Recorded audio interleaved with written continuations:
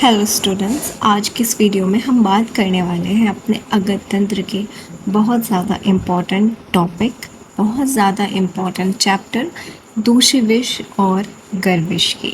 तो इससे question short भी आता है, लॉन्ग भी आता है, एमसीक्यू भी आता है। तो इसे डीपली भी पढ़ना ज़रूरी है और इसके श्लोक भी याद करना या फिर उन्हें समझना तो ज़रूरी है ही। आयुर्वेद में दूषित विष शरीरस्थ या शरीर बाह्य, स्थावर, जांगम या कृत्रिम विष के उस रूप या अंश के लिए प्रयोग किया जाता है जो विषग्न औषधियों के प्रभाव से हतवीर्य होकर या जन्म से ही अल्प गुण वाला हो या अल्पवीर्य होने के कारण या अधिक पुराना होने के कारण अथवा अन्य भौतिक एवं परिस्थितिक शक्तियों से हतवीर्य हो जाने के कारण शरीर में जाकर भी अव्यक्त रूप में पड़ा रहे, परंतु कालांतर में जीर्ण होकर अन्य सहयोगी कारकों से प्रेरित या उद्दीप्त होकर धातुओं को दूषित कर भांति भांति के रोगों को उत्पन्न कर रोगी के प्राणों को हरण कर ले, उसे दूषित विष कहते हैं। सो दूषित विष is a slow acting poisoning. समझो कि आयुर्वेद में अब वो स्थावर विष हो, जांगम विष हो या कृत्रिम विष हो, उसकी इस रूप को कहा जाता है कि जो विषग्न औषध के प्रभाव से उसका वीर्य कम हो गया हो, या फिर वो जन्म से ही अल्प गुण वाला हो, या वो जन्म से ही अल्प वीर्य वाला हो, या बहुत ज़्यादा पुराना होने के कारण उसका वीर्य उतना ज़्यादा प्रभावशाली ना हो, या फिर अन्य भौतिक या परिस्थितिक शक्तियों से हतवीर्य हो जाने का मतलब है उसका वीर्य कमज़ोर हो गया, उसकी पोटेंसी नहीं रही है, तो जिसकी वजह से वो शरीर में जाकर अव्यक्त रूप में पड़ा रहता है, इनएक्टिव फॉर्म में शरीर में पड़ा रहता है। लेकिन परंतु कालांतर में यानी बहुत टाइम बाद, कुछ टाइम बाद वो जीर्ण होकर और अन्य संयोगी कारणों से प्रेरित होकर या उद्दीप्त होकर, वो कौन से कारण हैं बताएंगे, उनकी वजह से भांति भांति रोगों को उत्पन्न करता है और रोगी के प्राणों को हर लेता है, उसका हरण कर लेता है, तो उसे ही दूषित विष कहा जाता है। अब इन्होंने कहा जो चूंकि यह विष देश, काल, अन्न तथा दिन में सोने से बार बार धातुओं को दूषित करता रहता है, इसीलिए इसे दूषित विष कहते हैं। अब वो जो उन्होंने बताया था कि कौन कौन सी वो फैक्टर्स हैं जिनसे ये वापस से प्रदीप्त होता है, उद्दीप्त होता है, तो वो क्या है, देश, काल, अन्न तथा दिन में सोने से बार बार धातुओं के दूषित होने से इसे दूषित विष कहा जाता है। आचार्य वाग्भट ने भी क्या कहा है कि पूर्वी दिशा की वायु, अजीर्ण, शीत और बादल का भी उल्लेख किया है, लेकिन आप ये वाला याद कर लो, कोई दिक्कत वाली बात नहीं है, ये श्लोक भी याद कर लेना। दूषितम देश काल अन्न आदि अन्न दिवा स्वप्नेर भीषणश्च यस्मात् दूष्यते धातून तस्मात् दूषि विषम स्मृतम। तोड़ तोड़ के श्लोक पढ़ो, ऐसे ही याद करो, लिख के एग्जाम में ऐसे ही आना मिला मिला के, ठीक है। अब इसकी परिभाषा जो हमने पढ़ी थी कि स्थावर विष, जांगम विष या कृत्रिम विष का वो अंश जो कि शरीर में जाकर विषग्न प्रभाव से या फिर जो वैसे ही अल्पवीर्य वाला हो, जिसके गुण अल्प हो, जो जब वो शरीर में प्रवेश करता है तो वहाँ पड़ा रहता है इनएक्टिव, लेकिन कुछ टाइम बाद जब उसके फैक्टर्स, जो उसके फेवरेबल कंडीशन आती है, जैसे देश, काल, अन्न, दिवा, स्वप्न, तब ये आते हैं तो वो वापस से उद्दीप्त होकर धातुओं को दूषित करता है और जिसकी वजह से रोगों की उत्पत्ति होती है या फिर मृत्यु हो जाती है, तो इसे दूषित विष कहा जाता है। दूषित विष अल्पवीर्य होने के कारण प्राणी को शीघ्र तो नहीं मारता, परंतु कफ आवृत होकर शरीर में वर्षों तक बना रहता है। इसके लक्षण शीघ्र व्याप्त नहीं होते। दूषित विष का निदान क्या? प्रतिकूल देश, काल, आहार विहार, अत्यधिक परिश्रम, अत्यधिक मैथुन, मानसिक द्वंद्व, क्रोध आदि प्रतिकूल संवेगों के कारण जब मनुष्य की जीवनी शक्ति या रोग प्रतिरोधक क्षमता कमजोर पड़ जाती है, तो पुरवैया हवा, धूप, शीत, वर्षा, बादल, अजीर्ण, शरीरस्थ आम विष आदि का सहयोग पाकर दूषित विष पुनः धातुओं को दूषित करने लगता है और उसके लक्षण व्यक्त होने लगते हैं। ठीक है, तो इसका निदान क्या है कि वही निदान है। ठीक है, दूषित काल, अन्न, देश, दिवा, स्वप्नेर, और फिर ये कह रहे हैं कि धूप, हवा, बादल, अजीब, इस तरह के फैक्टर्स हैं। इसके बाद दूषित विश्व के पूर्व रूप बहुत बहुत ज़्यादा इम्पोर्टेंट है, ठीक है। इसमें क्या है, निद्रालुता यानी एक्सेसिव स्लीपिंग है, भारीपन है, जृंभा है, संधियों में शिथिलता, रोमांच, अनुमति, यानी मोस्टली कफ वाले इसमें लक्षण मिलते हैं। तो बहुत ज़्यादा स्लीप, अधिक निद्रा, भारीपन, जृंभा, ठीक है, संधि की शिथिलता, रोमांच, अंगमण। समझ आ गया?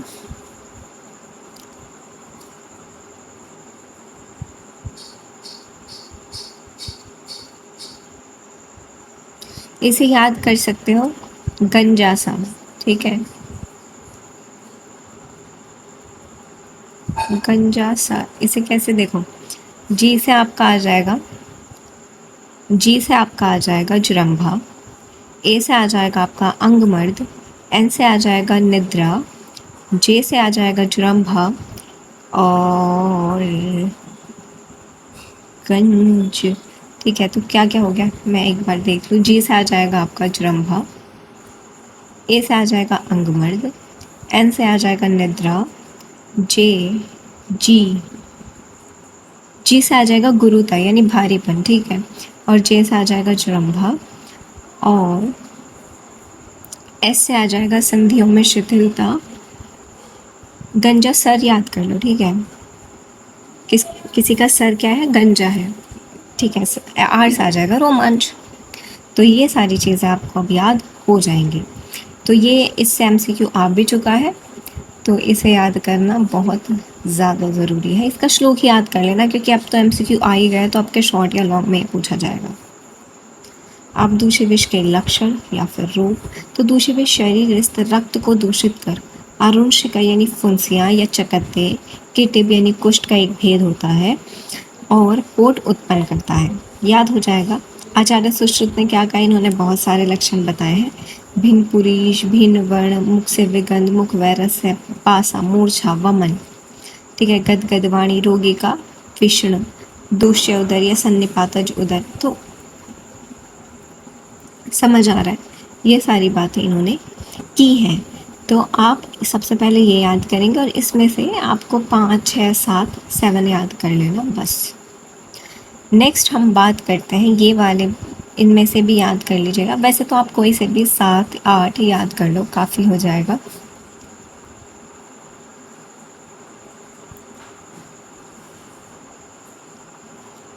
अब ये क्या कह रहे हैं कि शरीर के अवयव विशेष में स्थित दूषित विष के लक्षण क्या होता है। आमाशय में जो स्थित होगा उसमें कफ वात के लक्षण उत्पन्न करेगा, पक्वाशय में वात पित्त के लक्षण उत्पन्न करेगा। इसी प्रकार जो रस धातु आदि में स्थित होगा वो धातुजन्य रोगों को उत्पन्न करेगा। तो ये तो कोई बड़ी बात नहीं थी, साध्यता की बात करते हैं, जो कि इम्पोर्टेंट पॉइंट है।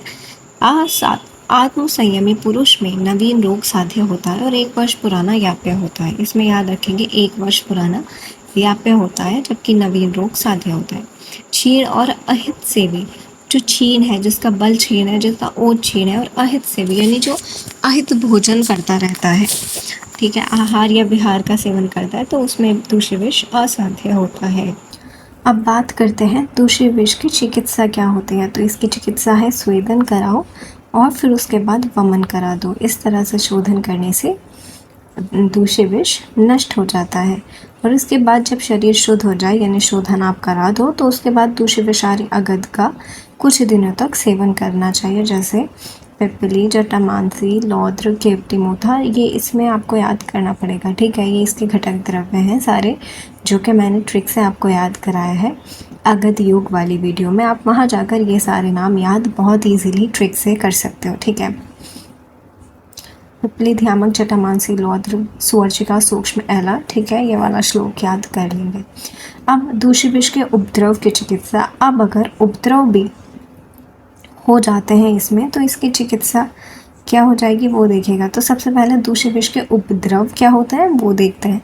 ज्वर, दाह, हिक्का, आना, शुक्र क्षय, शोफ, अतिसार, मूर्छा, हृदय रोग, उन्माद, कंपन, यानी जितना भी सीवियरिटी हो सकती है वो सारी चीज़ें कि ज्वर से शुरू होकर कंपन, उन्माद, मूर्छा, हृदय रोग, यहाँ तक बात आ जाती है अगर आप दूषित विष का शुरू से ही उपचार ना करो और वो द्रवयुक्त हो जाए। तो इसमें विशिष्ट योग क्या है?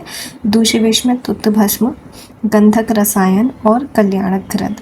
तो इसे याद कैसे करेंगे? टी, जी और के। तो इसे मैंने याद किया था कि तुम केजी में पढ़ते हो, ठीक है, तुम किस में पढ़ते हो? केजी में। तो तुम से आ जाएगा तुत्त भस्म, के से आ जाएगा कल्याणक घृत और जी से आ जाएगा गंधक रसायन। इस तरह से आप इसे याद कर सकते हो। तो विरेचन के लिए तुत्त भस्म का यूज़ किया जाता है, को रोटी में लपेटकर या लिट्टी बाटी में, ठीक है, रोटी याद कर लो, हमारे यहाँ रोटी खाई जाती है, तो रोगी को दें और ऊपर से गोघृत दे दें, ठीक है। 2 घंटे बाद एक विरेचन होगा, उसके बाद पुनः 500 ग्राम घी पिला दें। दूसरी बार विरेचन हो जाने पर 500 ग्राम घी पुनः पिला दें। इस क्रम में तब तक जारी रखें तब तक घृत पान करते रहें कि जब तक के फिसीज में सिर्फ घी ही ना आए, यानी घी ही आता रहे फिसीज में।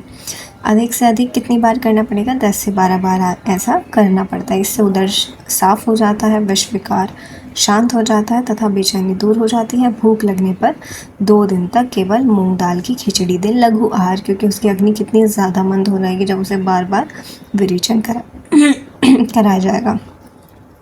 रसायन के लिए गंधक का प्रयोग करते हैं और कल्याणक घृत दिया जाता है, ठीक है। और इसके अलावा और क्या दिया जाता है? स्वर्ण भस्म, स्वर्णमाक्षिक भस्म, प्रवाल पंचामृत रस, प्रवाल पिष्टी, ताप्य आदि लौक, ठीक है, ये सारी बातें हैं। इसके बाद हम बात करते हैं गर्विश की। गर्विश में क्या कह रहे हैं कि गर का मतलब होता है निगलना या निगलने योग्य, अर्थात यह पेय पदार्थ का वाचक हो गया। इसका मतलब एक जहर या विष भी है। आयुर्वेद में इस शब्द का प्रयोग कृत्रिम विष के उस रूप के लिए किया गया है जो 2 या 2 से अधिक विषाक्त और विषहीन या निर्विष पदार्थों के परस्पर मिलने से बनता है। शरीर में जाकर धातुओं को दूषित करता है या धातुओं को क्षतिग्रस्त कर मारक प्रभाव उत्पन्न करता है। गर विष का प्रयोग जिस प्रकार किया जाता है वह उसे व्युत्पत्ति उपलब्ध अर्थ को ही चरितार्थ करता है, यानी 2 या 2 से अधिक विष, यानी जो विषहीन पदार्थ हैं या फिर जो जैसे मधु और घृत, ठीक है, मिलने पर क्या बन जाता है? विष बन जाता है। तो इस तरह 2 चीज़ों के मिलने से जो विष बनता है, जो धातुओं को क्षतिग्रस्त करता है या धातुओं को दूषित करता है, दैट इज नोन एज गर विष। गर का मतलब क्या होता है? निगलना, ठीक है, निगलना है, निगलने योग्य। श्लोक याद कर लेंगे। इसकी डेफिनेशन क्या है कि नाना प्रकार के प्राणियों के अंगों से उत्पन्न मल, ठीक है, विरुद्ध औषध की भस्म हो सकती है तथा अल्पवीर्य वाले विषों के योग गर विष कहलाते हैं। 3 चीज़ें इन्होंने बताई हैं कि प्राणियों के अंगों से उत्पन्न मल, जो उनका मल होता है, दूसरा विरुद्ध औषध की भस्म, ठीक है, यानी विरुद्ध औषध है और उनकी आपने भस्म बना ली है और आप उसे सेवन कर रहे हो। थर्ड आता है अल्पवीर्य विषों का योग, ठीक है, जो अल्पवीर्य वाले विष है उनका आप योग का यूज़ करते हो। तो अब आचार्य चरक ने ये बताया है, ठीक है, ये आप पढ़ लेंगे। गर विष का प्रयोग, ठीक है, ठीक, ये एक बार पढ़ लीजिएगा, कोई दिक्कत इसमें नहीं है। गर विष के लक्षण की बात करते हैं तो शरीर में पांडुता, शरीर में कार्शय, जठराग्नि का मंद होना और हृदय की धड़कन बढ़ना, आधमान यानी पेट फूलना, हाथों पैरों में शोथ, जठर दोष, ग्रहणी दोष, यक्ष्मा, गुल्म, ज्वर, ये सारे इसमें लक्षण होते हैं। नेक्स्ट हम बात करते हैं कि स्वप्न में क्या क्या आपको दिखेगा। फीचर सीन इन ड्रीम्स में आपको क्या दिखेगा? बिलार, सियार, शेर, बाघ, भालू, नेवला, बंदर आदि वन्य पशु आपको सपने में दिखेंगे। सूखी नदियाँ, वन दिखेंगे या फिर अशुभ और डरावने सपने देखने को मिलते हैं। स्वप्न अवस्था में रोगी अपना वर्ण को बदला हुआ, यानी काला है तो गोरा पाएगा, यदि गोरा है तो काला देखता है, और कभी देखता है कि वो कान के बिना या फिर बिना नाक के अपने आप को देखता है। ये लक्षण इंपॉर्टेंट याद कर लेना। मानसिक लक्षण है कि जागृत अवस्था में रोगी अनुभव करता है कि उसकी इंद्रियां अपने अपने विषय को ग्रहण करने में समर्थ नहीं हो रही हैं, ठीक है। साध्यता की बात कहते हैं तो गर्विश के उपद्रव लक्षणों से ग्रस्त रोगी की शीघ्र चिकित्सा ना की गई तो उसकी मृत्यु हो सकती है, जो कि हर उपद्रव के साथ है।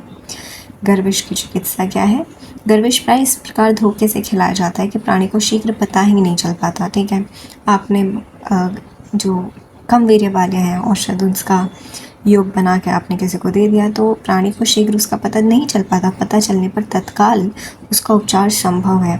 उक्त लक्षण से युक्त जब विद्वान चिकित्सा के पास पहुँचे और उसे विष दिया जाने का संदेह हो तो आचार्य चरक के अनुसार वैद्य रोगी से पूछे कि तुमने कब, किसके साथ और क्या खाया था, वह वस्तु तुम्हें किसने दी थी, ठीक है। इन सारी बातों का पता लगने के बाद वमन कारक योग पिलाएं। सबसे पहले इसकी ट्रिक देखते हैं कि इसमें 3 चीज़ें होती हैं, वमन कर्म, वी वहाँ, ठीक है। इसकी ट्रिक क्या है? वहाँ। तो वी से आ जाएगा वमन कर्म करेंगे सबसे पहले, एच से आ जाएगा हेमप्राशन एंड ए से आ जाएगा अगधपान, ठीक है। तो सबसे पहले देखो इसकी चिकित्सा में कि वमन करने के लिए वहाँ पर हमने विरेचन कराया था, याद रखेंगे। तुत भस्म से विरेचन कराया था हमने दूसरे विष में। गर्भ विष में हम वमन कर्म करा रहे हैं। अशुद्ध तांबे के चूर्ण को अल्प मात्रा में मधु के साथ चटा दें, इससे वमन होकर हृदय शुद्ध हो जाएगा। हेम प्राशन, हेम का मतलब होता है सोना और प्राशन का मतलब होता है सेवन करना। तो हृदय के शुद्ध हो जाने से 1 क्षण यानी 4 ग्राम सोना चूर्ण मधु में मिलाकर खिलाएं। स्वर्ण सभी प्रकार के विष तथा गर्भविष को शीघ्र ही नष्ट कर देता है। और उन्होंने कहा कि विष से पीड़ित रोगियों के लिए आचार्य चरक ने तांबे के चूर्ण को सर्वश्रेष्ठ वमन कारक और स्वर्ण के चूर्ण को सर्वश्रेष्ठ विषनाशक योग माना है, ठीक है। कि जो तांबे का चूर्ण है वो सबसे ज़्यादा श्रेष्ठ वमन कारक है, वमन कराता है। स्वर्ण का जो चूर्ण है वो विषनाशक योग है। अगध पान में किस किस चीज़ का पान करोगे? त्रिव्रत, दंती, स्नोही क्षीर, महिष, सर्पी यानी भैंस का घी, गोदुग्ध, इन सब का योग करके आप इसमें सर्पविष में, कीटविष में और गर्भविष में इन्हें खिलाते हो, ठीक है। और अभी इनके उपद्रव क्या होते हैं? अरुचि और मंदाग्नि, ठीक है। इसमें ये खिला देंगे, ठीक। क्योंकि मंदाग्नि है तो आपको पिपली, चित्रक, चव्य ये देना पड़ेगा ताकि उसकी अग्नि दीप्त हो। तृष्णा का श्वासिक का है तो उसमें क्या दे दोगे? कपोत का मांस, यानी वात बढ़ रहा है तो वात शामक दोगे कि मांस से वात का शमन होता है, घृत और त्रिफला से, ठीक है। त्वक विकार हो रहे हैं तो क्या दे दोगे? प्रयंगु दे दोगे, चंदन दे दोगे, ठीक है। ओज क्षय हो रहा है तो मंजिष्ठा, कीड़ी ही, अपमार्ग, नींब, यानी वो जो उसके ओज को बढ़ाएं, ऐसे योग आप दे दोगे।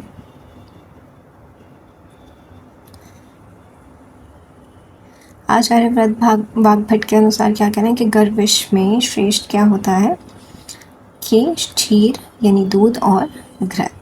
ये एक याद कर लेंगे, एमसीक्यू में ये पूछा जा सकता है। तो आज के लिए इतना ही। मैं उम्मीद करती हूँ कि आपको ये सब समझ आ गया होगा। जो इसका मॉडर्न एस्पेक्ट है वो मैं आपको नोट्स के साथ PDF में दे दूँगी, आप वो पढ़ सकते हो। बाकी ये जो बुक मैंने यहाँ पर जिससे पढ़ाया है ये है डॉक्टर आंचल की, तो आप इसे डाउनलोड कर सकते हो और इसी से पढ़ सकते हो, या आपके पास जो भी बुक है आप उसी से पढ़ लीजिएगा, कोई दिक्कत नहीं है, आपको अब समझ आ जाएगा। Thank you so much for watching.